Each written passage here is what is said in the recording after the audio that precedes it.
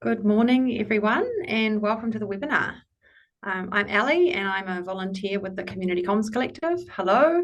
My role at the Community Comms Collective is Intelligence Officer, which doesn't actually mean that I'm very intelligent. It means that I take care of finding wonderful and intelligent and insightful people in our community to share their comms knowledge and expertise with our not-for-profits.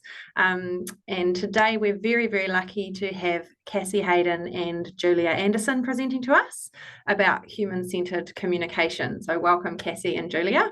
I can assure you all that we're in for a really great session, and I'm sure you're going to go away feeling inspired with lots of ideas.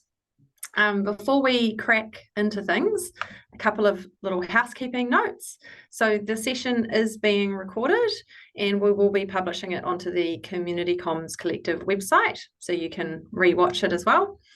You are welcome to ask questions throughout the webinar using the chat function, and we'll address those at the end all together. And just so you know, your chat messages won't be visible in the recording itself. And when we read them out, we'll keep it anonymous. So you don't need to feel shy, ask and make comments as you like. There will also be a couple of interactive parts to today, so be ready with your thinking hat. And last but not least, before we dive in, just a big thank you to the Centre for Social Impact who are helping us out with hosting this webinar today, particularly for providing the platform and tech support, which was outside of my scope of expertise. So really grateful for their support and to collaborate with them on this. And now, without further ado, I will switch off my microphone and camera and hand over to Cassie and Julia. Thanks, Ali. Hey, it's great to be with you today. We can't see you all, and I don't know who all is out there, but if you feel like introducing yourself briefly in the chat, who you are and which organisation you work for, that would be cool. So we can sort of know who's out there and you can know each other a little bit.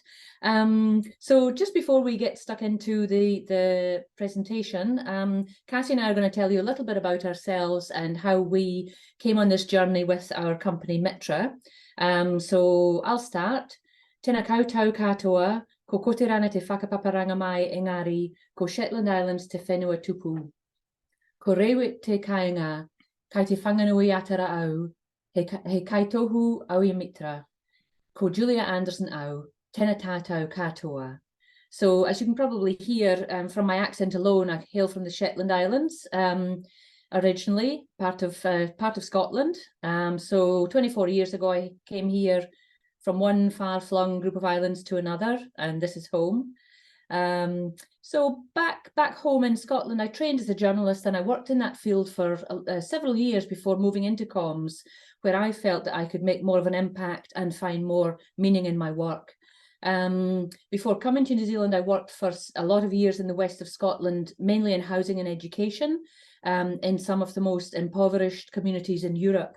And that was a huge eye-opener for someone like me from a remote and relatively prosperous group of islands where things like homelessness and other social problems were not that they didn't exist, but they were certainly invisible and swept under the carpet. So I came to Aotearoa, New Zealand 24 years ago. I've worked in comms here in a range of sectors, including housing, urban development, environment, infrastructure, emergency management, mainly the public sector, but also not-for-profit and some private sector work.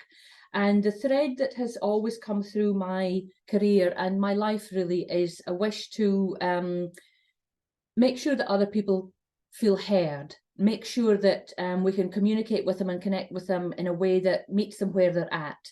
And so on that note, I'm going to hand over to Cassie to say a little bit more. Tēnā koutou katoa, ko kotirana te whakapaparanga mai, ko inia te whenua tupu, ko te whanganui atara te kāinga. He kaitohu o I Mitra, ko Cassie Hayden taku ingoa, tēnā tātou katoa. So I'm Cassie Hayden, I'm a human-centered communicator. And you might have heard from my pepeha that my ancestry goes back to Scotland as well, in fact to Shetland too. So we're probably related, we just don't know how yet, Julia and I. And I also grew up in India, and I think my experiences there in India really got me started on this journey as about communicating in a human-centered way. So I was a missionary child, living in a village in Delhi, surrounded by poverty and wealth. We were much more down the poor end, to be honest. But it was a really great experience for me to understand people in very different sectors of society and how they kind of interrelate. So I think it made me a much more empathetic person and really got me started on this journey, which is why I'm here today. So growing up, I wanted to be a doctor or a dancer, and, you know, kind of dabbled in some of those things. But I ended up studying journalism, like Julia as well, and found myself in the comm space.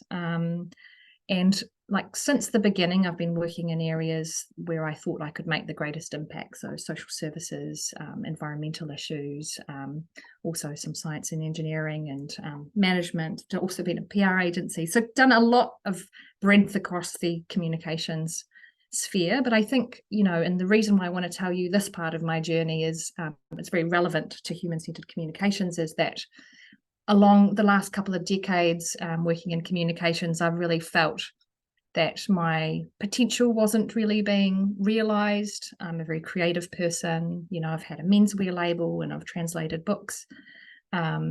So I really wanted to be able to bring in that creative, curious, scientific side into the communications field. And we started on this journey, Julia and I both together, looking at that question of how could we make communications practice more human-centered? How could we have a more strategic methodology that might make the profession like a lot more fun and a lot more like feeling like we were really bringing impact and value to our work?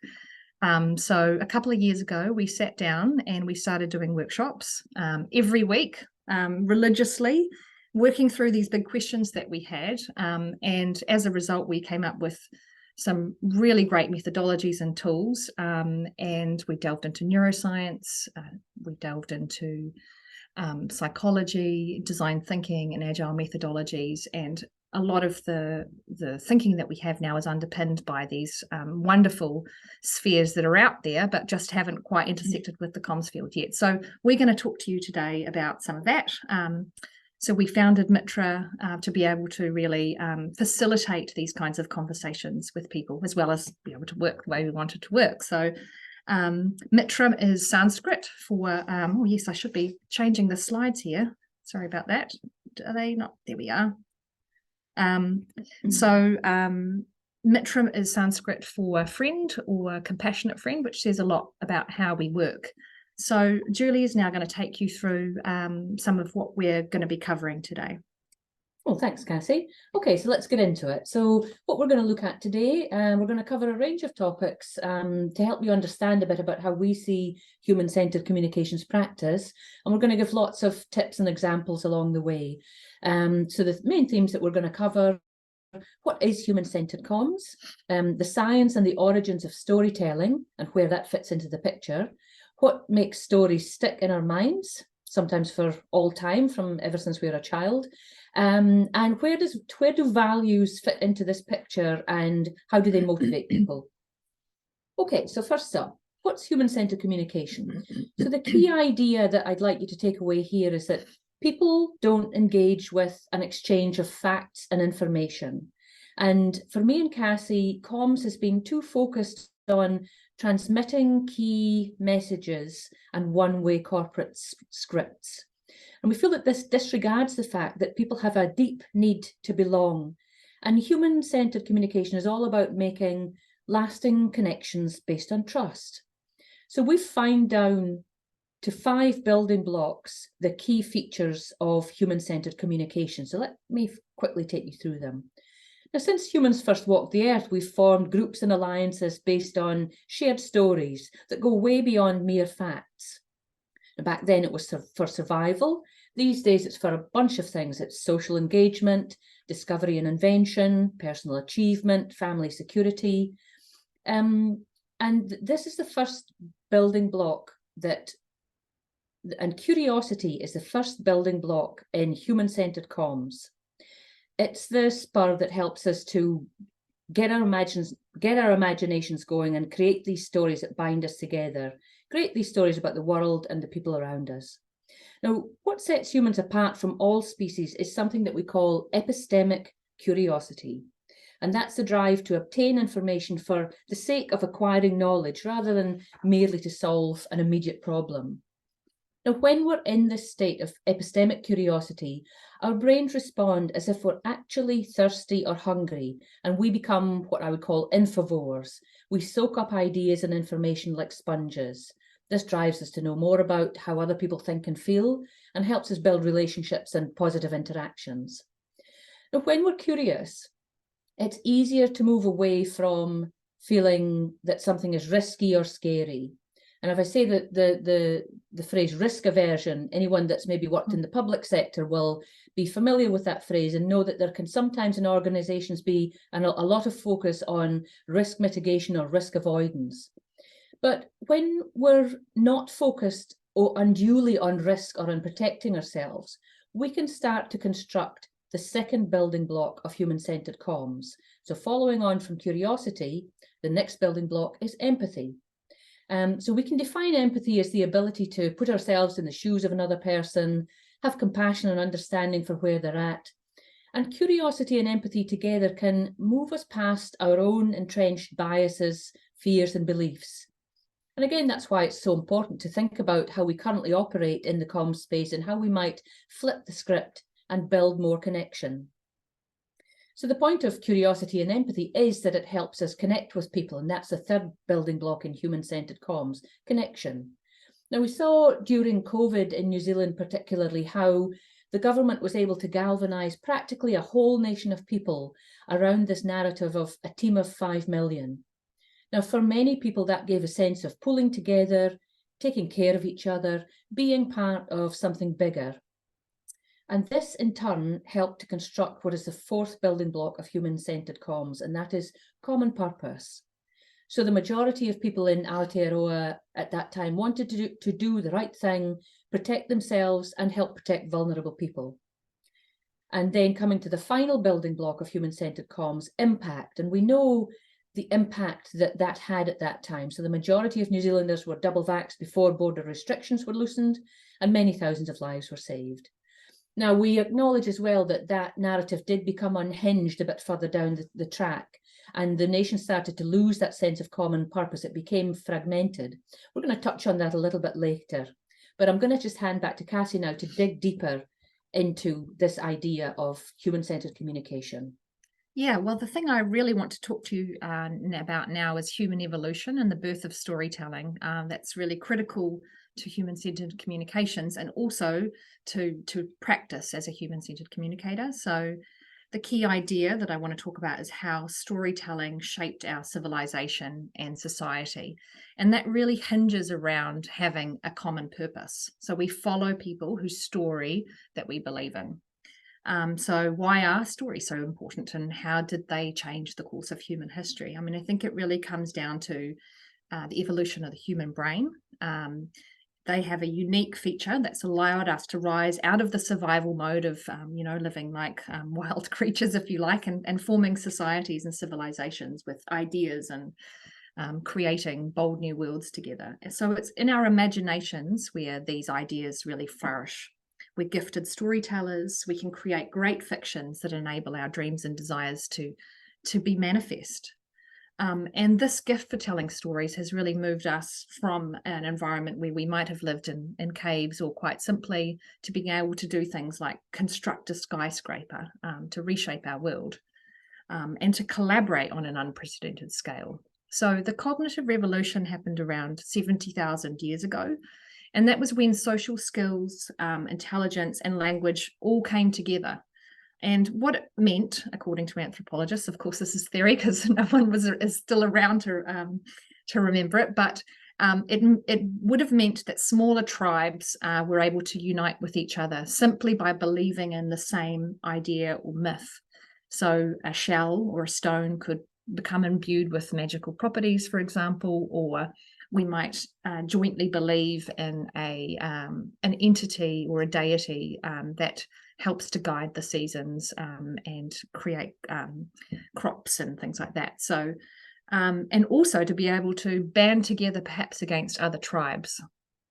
So I don't know whether you've heard of the anthropologist Yuval Noah Harari. He's written some absolutely fantastic stuff on human evolution and society. So he says humans think they make history, but history actually revolves around the web of stories. So in essence, what we all need to work together are shared stories, shared truths, or as some put it, shared fictions, depending on what side of the fence that you sit on. So from parables to nursery rhymes, from novels to tales told around the campfire, I think stories have been told to use to keep us safe and provide moral guidance, and even to help us navigate by the stars. So they've constructed a kind of a mental model for us to be able to remember really difficult and complex ideas.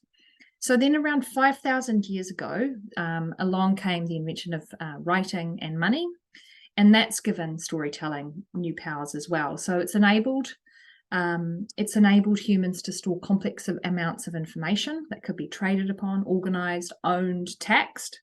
And now in this modern age, everything that we own and touch exists because of these fictions. So we pay for things with fictional money.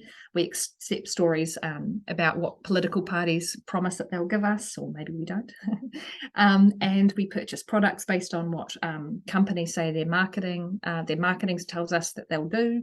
We follow made-up laws about what we're allowed to do. And we own land that we call home through a fictional agreement about its provenance. So none of this would have been possible without having shared stories. So if you look at some of our closest ancestors, chimpanzees, scientists have observed that it's really hard for large groups of them to live together harmoniously. There's kind of a magic number, 150. And the same thing applies with large groups of humans. So organizations that have fewer than 150 employees can be relatively easy to lead and manage and done reasonably organically by a charismatic leader. But once you hit that magic number of 150, something else needs to come into play. And that is really about a shared story or shared fictions.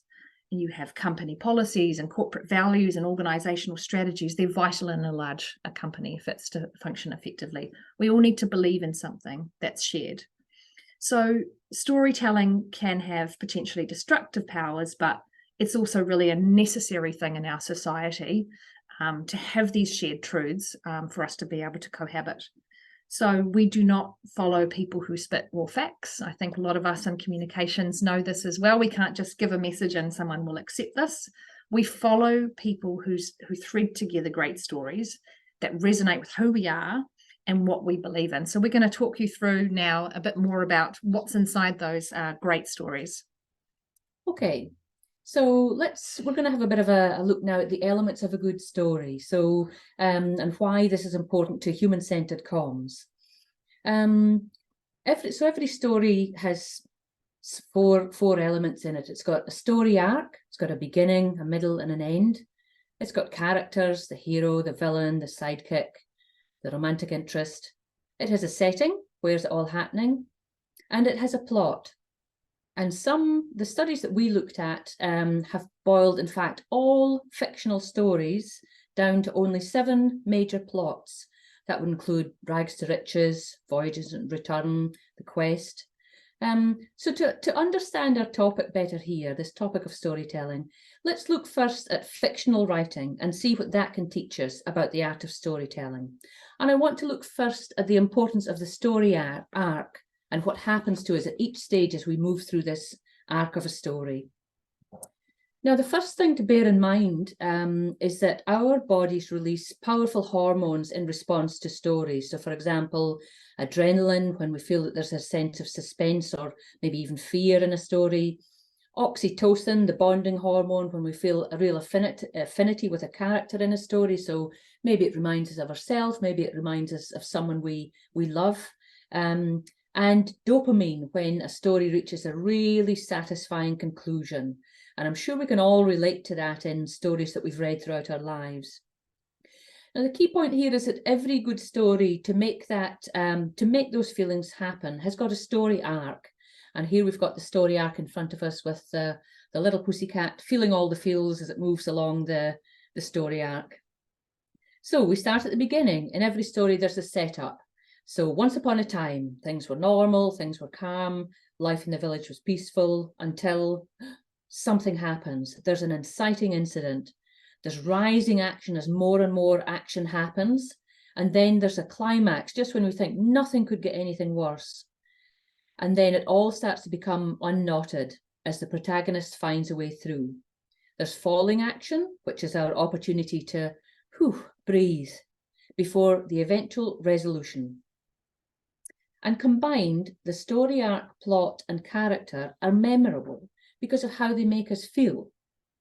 And if we think about it, every single day we tell stories to ourselves and about ourselves. We've got, all of us, an internal script about how we are in the world and how the world operates. Now, if we look at the world of marketing and advertising, for example, they make great use of storytelling. They play on these stories that we tell ourselves, you know, how they want to sell us something that will make us more beautiful, more handsome, stronger, more intelligent, more successful, more productive. And the media itself uses stories in a different way. So we can think about how real people can be cast as a character or get embroiled in a very public script. So we feel like storytelling is built into marketing and advertising and media, but in the communications field, from what we can see, it's been less well used. We've tended to rely on key messages and information transfer rather than telling compelling stories. But as a profession, we're impacted by the narratives and stories that others tell. Think of the power of the media, and particularly social media, to cast people as a certain character and create narratives about them. In our own nation, we can think about this aspect of Jacinda Ardern, the Prime Minister, going from the saint who was going to save us from this terrible scourge during COVID, to this almost devilish character who was trying to take away our freedoms and force us to be vaccinated and control us. We can think of anybody who's a royalist in our midst, Prince Harry, from teenage bad boy to war hero to eligible young bachelor, finally to runaway, and now entitled serial complainer. And what this really does is it emphasizes the importance of us being really clear about our own stories and being authentic and real. The New Zealand leadership coach, Owen Eastwood, says, everybody has an us story. Every community has a story of who they are, what got them here, what makes them different and special. And when it's silent and there's a vacuum, he says, we invent our own version of the us story, and that can be quite negative. The example he gives is the England soccer team that he's done some leadership work with. And anybody who's a soccer fan might know about their rising and falling fortunes over the years. And what Owen says is, if you don't articulate it inside the dressing room, the media will have their narrative of who you are, and that can be quite ugly. So the key idea here is that stories are inherent in our everyday lives, but we have agency over the story that we tell ourselves. And while we can't control the stories that other people tell about us or our organizations, we can have lots of influence to shape these stories. So just expanding on that point a little bit more, let's now look at these stories that stick. What makes a story really compelling? What makes us hear a story at the age of 3 and remember it into our dotage? Well, the research that we've looked at shows that there are 3 critical factors in a sticky story.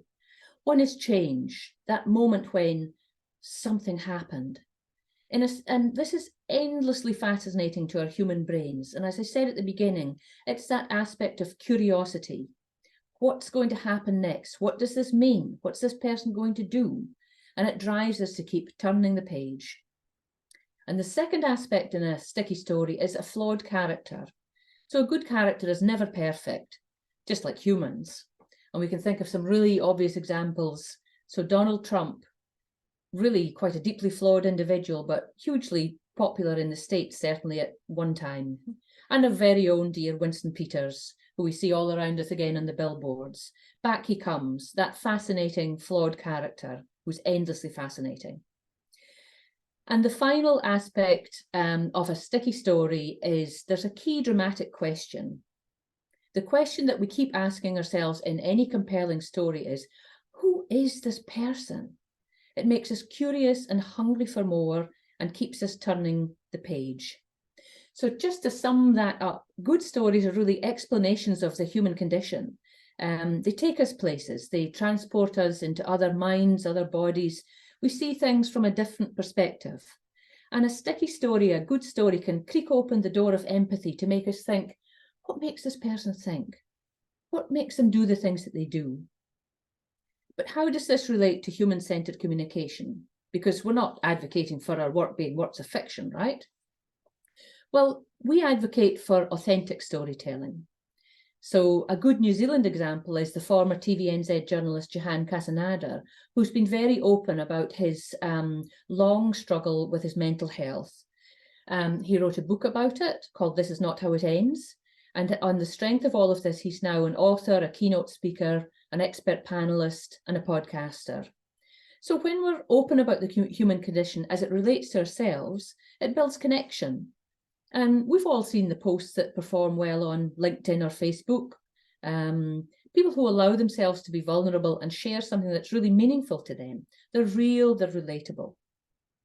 So authentic storytelling from our perspective means acknowledging the human condition, our own flaws, being aware of who the people we're talking to are and what their struggles might be. Now, I know that it can be uncomfortable to do that in a public platform. And for those of us who need to be persuading our leaders to be more authentic in their storytelling, that can be a real challenge too. It's hard sometimes to get people to try this approach, but if we want to really connect, we may have to take some risks. And a bit later on in this presentation, we'll look at some of the examples of organizations that are doing this really well. And so just to sum up this section, all of this information about authentic storytelling, I'm just going to leave you with 3 tips and wondering if we could all take these to heart. Can we allow a bit of our backstory into our social media posts? Can we just have a little hook, something personal that draws people into the topic? When we're approached by a journalist for a comment, can it not be a reflex to give them a written response? Can it be that we give them someone to talk to? And when we do, could we give our spokespeople a set of principles to work to rather than scripted key messages, which we know don't stick, they don't get used quite often, and people don't relate to them? And finally, can we tell people about our values and why our organisation exists? It's the origin story, and it's deeply fascinating to people. When I go into a new website of an organisation, I straight away will look for, why do they exist? Why are they here? And sometimes you have to dig deep to find that. So is that something that we can start to bring more into our practice? I'm just going to hand back to Cassie now. Yeah, right. So Julia mentioned values just at the end there, and that's what we're going to talk about next. I want to take you a little bit deeper from story making and storytelling into something that comes down to the core or the essence of who we are and what we think is important in life, and that really is around values. So our values are the core from which we build and create stories, and we look for values in stories to help us build connections with other people, and particularly with like-minded people, to identify those people. So we use the values research that has been done over the last few decades a lot in our work. It's really core and central to the work that we do. It really helps us to better understand and empathize with others. And we can certainly point you in some really interesting places to look at some of that values research as well. But I just want to take you through now the fundamentals of the values research and what values are. So as I've said, it's the values are the essence of what we think is important in life. And core values inform our attitudes, our biases, our identity, our relationships with others. We really learn our values from our families, but we also learn them from our friends and our community and our culture. And they don't change like outfits. You know, our core values are something that we keep over our lifetime. And that's probably why when you see an old childhood friend, maybe you haven't seen them for decades, they're into different things, but you can still interrelate in that same way. And that's probably because of your shared values. So we're also attracted to people that share our values, and we get really upset if people violate our values. So if you think about maybe a dinner party that you've been to, maybe there was someone you didn't know so well and there was a heated exchange, chances are it was a values mismatch. When we have a falling out with people, often it's around a values mismatch as well. And you can also think about what happened. We've talked about this example a little bit, but it's just so relevant to this topic. And that's what happened after COVID and when there was the protest at Parliament around the mandate. That was very much a values-based discussion, or that people felt that their values were being violated. So we had all these different groups come together, people who were anti-vax, freedom, wellness, like sectors of society probably wouldn't normally have associated with each other, but they were very much connected around the value of self-determination and freedom. And that's something that they all felt really intrinsically passionate about, and felt that the mandate, which was probably based much more around a value of caring for others, but they felt that that was a mismatch and that their core value was being violated. So I think it's really critical to understand how these values all sit together so we can see why and how people react. So in our work, Julia and I are really careful not to judge people for the values that they have, just because they might be different from ours. I think certainly when we first started out, it's quite natural to think, oh, my values are the right ones. But as we start to dig into all of the values and start to understand them more, it's really interesting to have that much more, it just generates much more empathy. And I can quite often now sit in really difficult and uncomfortable conversations with people whose values are really different from mine in a way that I wouldn't have been able to before. So there's a wonderful benefit to understanding this values research. So we use this, our understanding of values, a lot in our strategy making, in our audience analysis, when we're crafting stories. It's a really, really useful lens through which to look through. So I'm just going to take you through the values spectrum now. And now this was designed by the social scientist Shalom Schwartz, which some of you may have heard of. He's kind of the big kahuna of values research. And he did quite extensive research on the subject throughout the world. His researchers interviewed around 60,000 people. And they found that while there were many values, they could be boiled down to about 10 key groups. So some of you may have seen this work through the Common Cause Foundation, if you're familiar with them. And if you haven't heard of them, go and have a look. They do some really fascinating work around values and frames. So we use this model in our work, but we have done some minor adaptations to make especially the terminology more empathetic to the people who have these values. And I think just before I go through them, I just also want to acknowledge that it is quite rooted in Western values. So after this slide, I'm going to take you through some of the values that sit at the heart of Te Ao Māori, and we can just have a think about that. So let's just go through this particular value spectrum. So at the top half, you have the intrinsic values.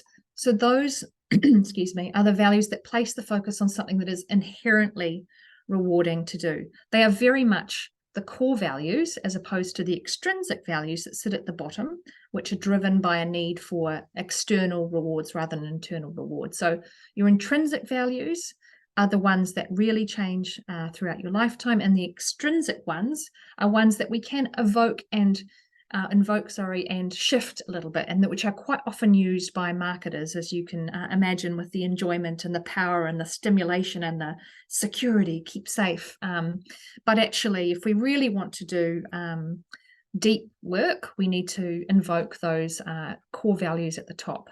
So we have universalism at the top, most intrinsic, I'd say, and that's really about the world, the environment, and our place in it. On the right, we have benevolence, so that's very much about caring for people in community. Accord is seeking harmony in society and self-discipline. If you've seen this before, that one was previously called conformity.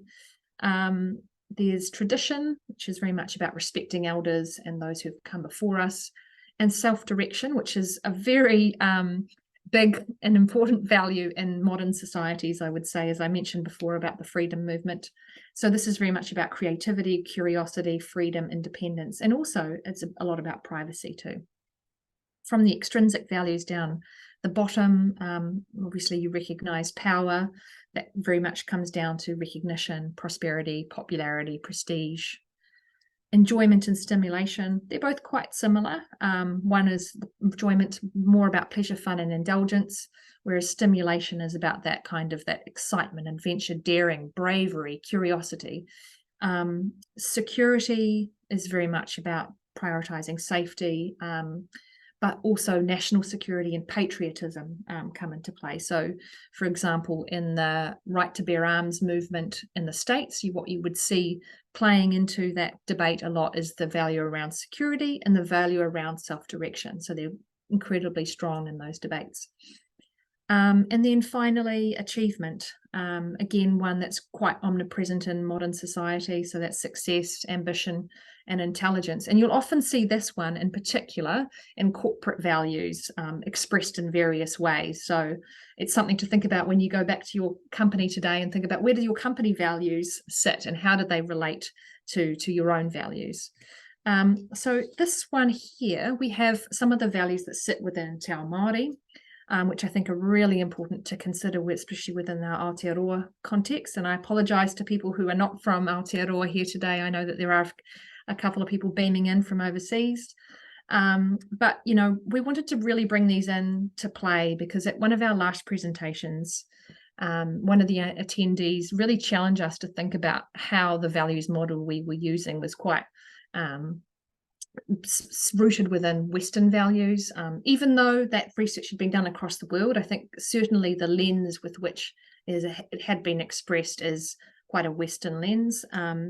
And so it was a really great challenge that got us spurred up in thinking, and we started some research looking at the value system within First Peoples across the world. So that's something that we're continuing to do. If anyone is interested out there on that subject, I'd encourage you to get in touch because we're really keen to dig into that a lot more.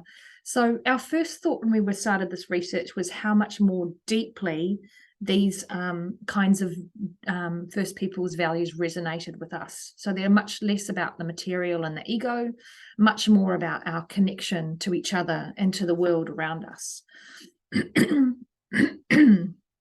So if we look at within Te Ao Māori, at some of the core values that underpin them, the Māori worldview, we have manaakitanga, very much about care, nurturing, respect, generosity, and lifting others up. Kotahitanga, unity, oneness, togetherness. Kaitiakitanga, guardianship, protection, and kinship with the natural world. Whanaungatanga, kinship with the whānau and community, and having a sense of deep belonging. And rangatiratanga, self-determination, independence, leadership, and empowerment. And you might see some connections with some of the intrinsic values that we expressed in the previous model there. But, you know, I just want you to have a think about where your values might sit and how that all of these things that we've discussed here resonate with you and your life and beliefs, because the next thing we're going to do is look at where your values sit on the spectrum. And so this is going to be a bit of an interactive exercise. Ali is going to pop into the chat a link which will take you to our website, and there's a resource there for you to open and download. It's a PDF. I hope no one has problems with that. Please just put anything in the chat if you're having problems opening it. You are welcome to keep and use this resource in your life, in your organization. As you open it, you will see that it has the values wheel. And if you look on the second page there, we have lists of intrinsic and extrinsic values, as well as some of the values that sit within Te Ao Māori. So what we'd like you to do now is to cast your eyes over those values and identify some of the ones that really resonate most with you. And if you're brave enough, courageous enough, or just want to share, please pop in the chat what you think is most important to you. We'd really love to hear that. So Ali, I can see that there are a few things coming through chat already. Let's hope that everyone is accessing that okay. Yeah, the PDFs. link is in the chat, and sorry for the PDF. I'll see if I can think of a workaround for that one. Yeah. Maybe that's a really good point, and I'm really sorry, KJ, for that. It's certainly something to think about for the next time.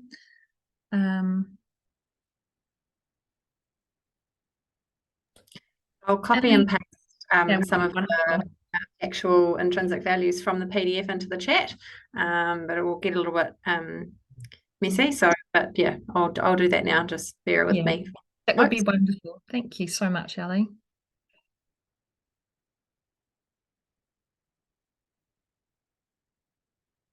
We were trying to think about how we could make this a poll, actually, so that it could all be quite easy for you guys. So something for us to do next time. There are just so many that it makes it a little bit more challenging.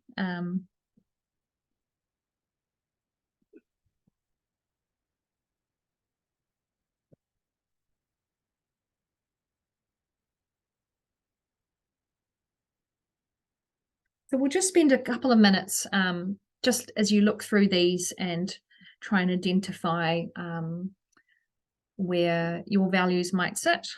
Oh, thank you for those putting resources up there. That's fantastic. I can't wait to go through those later. And yeah, I think, you know, take away that resource. I can also put a Word document up there after this presentation. So for people who want it, or I can put it in as HTML as well. So I'll make sure that that's done for later for anyone who's having trouble with certain formats.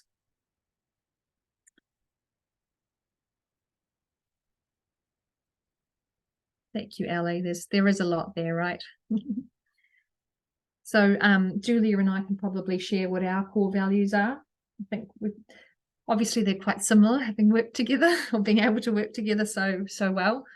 For me, my probably deepest core value is about connection with all things, and also caring for people. So they sit in the universalism and benevolence side of things. And Julia, you can share yours. Yeah, so my main one is caring for other people, and with quite a bit of self-direction thrown in there as well. So a bit of an independent streak, bit of a, you know, wish for freedom, but all, yeah, really wrapped up in caring about other people.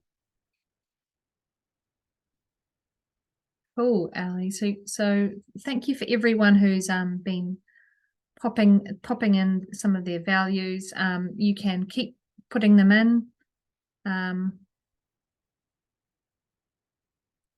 And I think we'll just keep going on our presentation, as you can keep looking through that if you like, or do that a little bit later. Just bearing in mind that we've got about 15 minutes left. So Julie is just going to take you through next values in action. Okay, so I'm just going to talk about a few examples of values in action. So the first one here, there's the first couple are around pandemic again, because it's just been such a big thing. This one here, I'm sure we can all remember those early days of lockdown and the teddy bears in the windows and the lovely chalk marks on the pavements.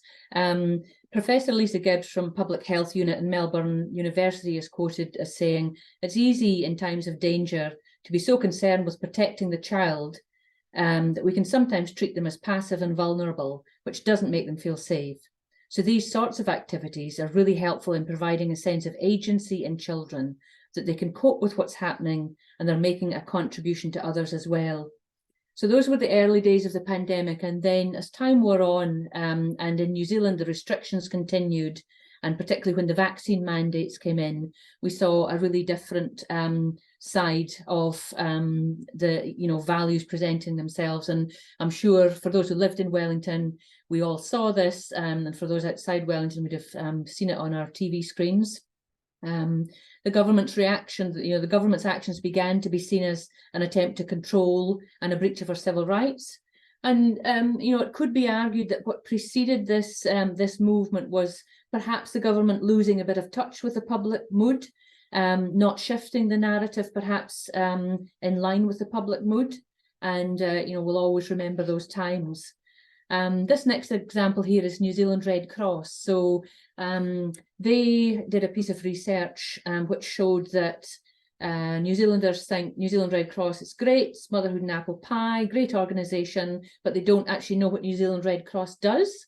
And in a situation where New Zealand Red Cross is perhaps competing for funding, as happens in that sector, for people not to know about what they do, that means that dollar can go, potentially to another organisation. That's just how that that sector works at times. So what they're doing is they're investing in digital stories of real people talking about what New Zealand Red Cross does and the value that it brings to demonstrate the impact that they have. This next one here was a couple of months ago from Hospice New Zealand. So this was a video series for Hospice Week in May, showing the real stories of people who use their service. This woman is Latoya, and she says, I have a terminal diagnosis. Death is so taboo, yet it's one of the most natural things in a person's life. Part of the reason I'm so comfortable and happy now, she says, is that we talk about it. So when she got involved with the hospice, she'd been in bed with pain for 10 months. She thought she was going to have to pack up and lie in a bed at the hospice. But in fact, what happened was they managed her pain from home. She was able to do things like start picking up her granddaughter from kindy, doing things as a family that they hadn't done for ages. And she says this could have been sorted a lot sooner. So this particular campaign really digs into and blows some of those myths around dying and death, which certainly in a lot of Western cultures is something that is very taboo. This is a campaign that was launched early this week. I Stand for Consent. So it's a student movement based on the fact that 70% of reported sexual assaults occur to those aged 17 and under. And this campaign aims to get consent education made compulsory in Aotearoa. So the digital consultant Claire McCallum is working with these students to produce, has worked with these students to produce a documentary as part of the Someday Stories series. And it was released earlier this week on World Sexual Health Day. Someday Stories is a series of 6 short films by emerging young filmmakers in New Zealand, supported by various New Zealand media organisations, as well as NZ On Air, Te Mangai Paho, and the New Zealand Film Commission. So you can see a bunch of values from quite disparate organisations and groups coming together to support this cause.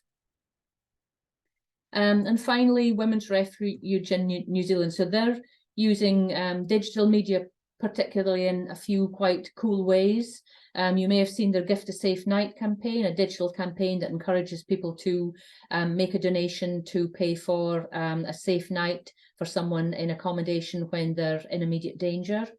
They also have something called Hide My Visit, which when a woman is looking at Women's Refuge website online, her browser history will make it seem as if she's just been looking at, the warehouse or Briscoe's for some kitchen goods or whatever it might be. And then here, this image is from their Day in the Life of campaign, which again is the real story of a Women's Refuge advocate, her day in terms of working with various different women in different situations, helping them, caring for them. So again, it's putting a very, just a human face on that really challenging work. Yeah, so those aren't campaigns we've worked on. I just want to say that. And some of you out there may have worked on those campaigns. So I just want to say excellent mahi around that. They're ones that we really identified as being really human-centered in their approach and absolutely fantastic. So just wanted to summarize now everything that we've covered today, so that you can kind of get a sense of how all of these things fit together, because I know that we really did cover a lot. So in terms of human-centered communications, the core elements that we covered were around curiosity, empathy, connection, common purpose, and impact. And then in terms of our key insights, well, we know that our brains are really built for stories. They help us to make sense of the world. And core values at the heart of those stories, and the stories that resonate with us. And then I think the other key insight, which kind of brings all of these things together, is that telling human-centered stories about real people helps to build curiosity about others. It helps to develop and feel more empathy towards them, as well as connection and a sense of common purpose. So all of those things come together to make positive impact possible. So I think if you're thinking about human-centered communications and the principles with which you want to practice your work, really do bring in your knowledge and grow your knowledge about story making and about core values when you're building any of your strategies or audience analyses as well. So I know that that's quite a lot for one presentation, and this was really meant to be a bit of a taster of human-centered communications. So we really encourage you to go on your own journey, looking at different fields and bringing in more from your own knowledge and interest into this field as well. So and we're really keen to hear more about what you guys are all up to too. So feel free to drop us a line on hello@mitra.nz, which I will put up here in a minute. But we do also just want to, if I can change the screen, hear from you to share something that resonated with you, or if you have any questions that you want to drop into the chat, we can answer those now. That would be absolutely fantastic. I think we've got about 8 minutes, which is fantastic, depending on how deep you want to go. Yeah, guys, feel free to pop your thoughts and questions in the chat, and I'll keep eyes on them and read them out. Julia and Cassie, oh, sorry, I've got you up there on one screen and cameras down here. Really, really amazing knowledge that you're sharing, and you might be interested to know there's quite a few people commented in the chat that their view, their sort of own feelings of their values align more with the Te Ao Māori perspective, and a couple of people pointed out on, that some of these other individual ones are a bit maybe a bit more egocentric, or so yeah, interesting perspectives there, and I'm sure you've got lots of thoughts on that as well. Yeah, wonderful. I see what some people have already put links in there for us to dig in a bit deeper. So this is, obviously being curious people, we always wanting to grow our knowledge and go deeper, knowing that, we're just we're all at the beginning of a journey in a sense, aren't we? So it's really, really useful to hear your perspectives. Now I'm just looking through. There's a question here that somebody's asking about the arc of storytelling. Are there any other great examples of a storytelling arc that you can think of, or one of your favorites? And I guess we can take that outside the scope of organizational comms and maybe even into the scope of just, a good story or novel or a movie, perhaps. I don't know, what's something that pops into mind. Anything you can think of, Julia? I tend to look at quite often what's depicted in the media, because that being of interest to me, and I think our current political parties battling it out and trying to identify what each party, what story arc and what story narrative or plot that each party might be wanting to tell, and then how they're trying to cast the opposition is actually quite interesting and useful.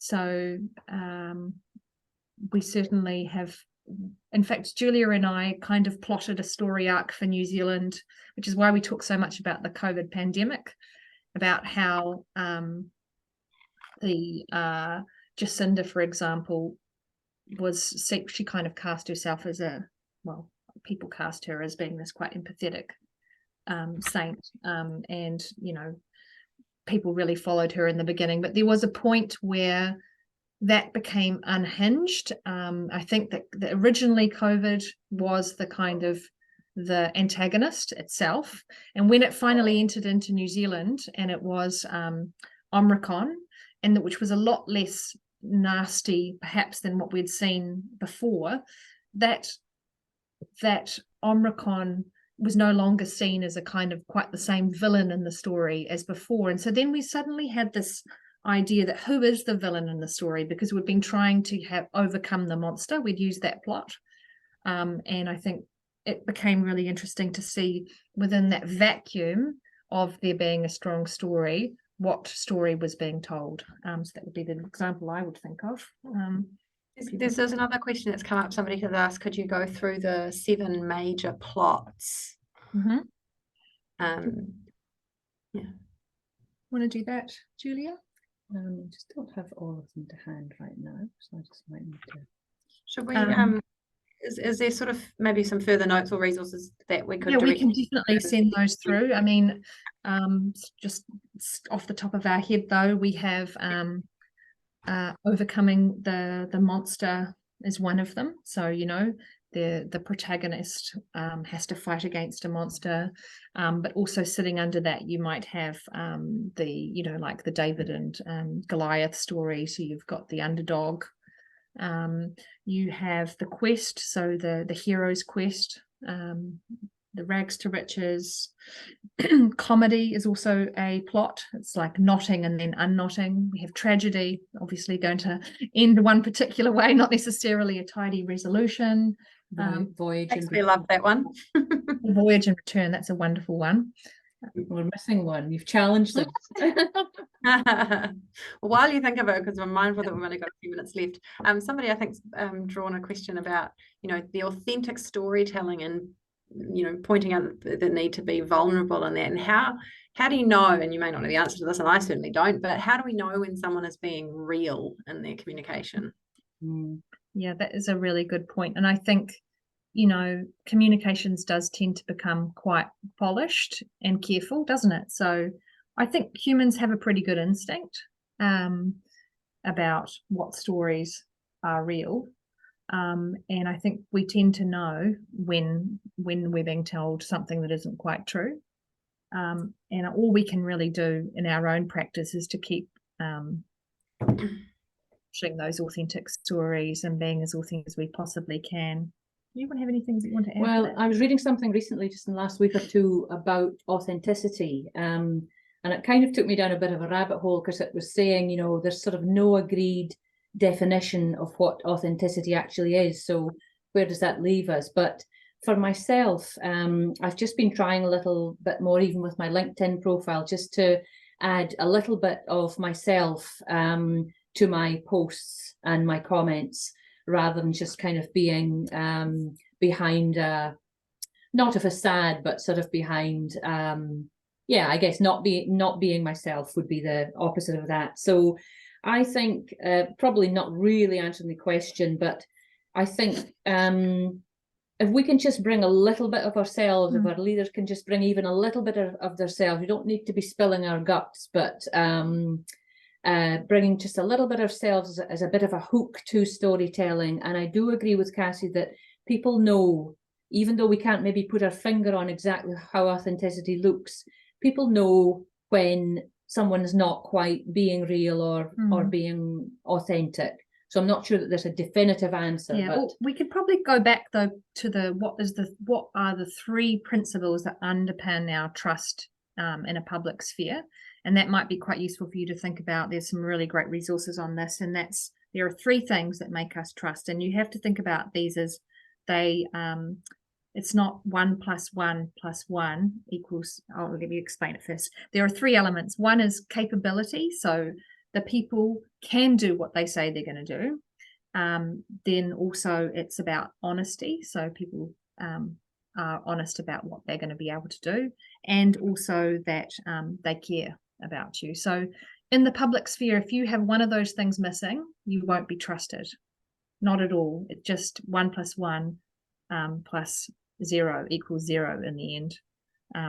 Well, I should really put a times in there. I guess that's a way of putting it. Sorry, not terribly articulate, but can put some resources out there. Thank you, Ellen, for saying that's a great answer, even if it was a little bit bumbled. we are coming down to the wire. We've got a minute left, so I think we'll wrap up the questions, and we will keep a note of all of them.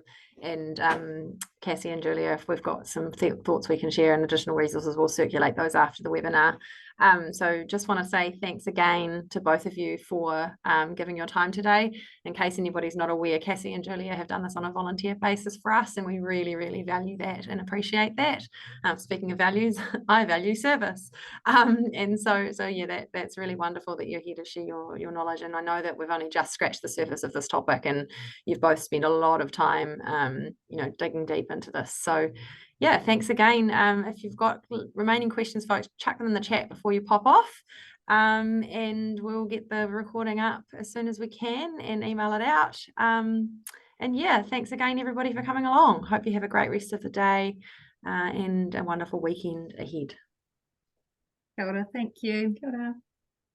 Bye. Get in touch with us too if you have any questions or any further thoughts. Always wonderful to hear from people who are working in this sphere. So yeah.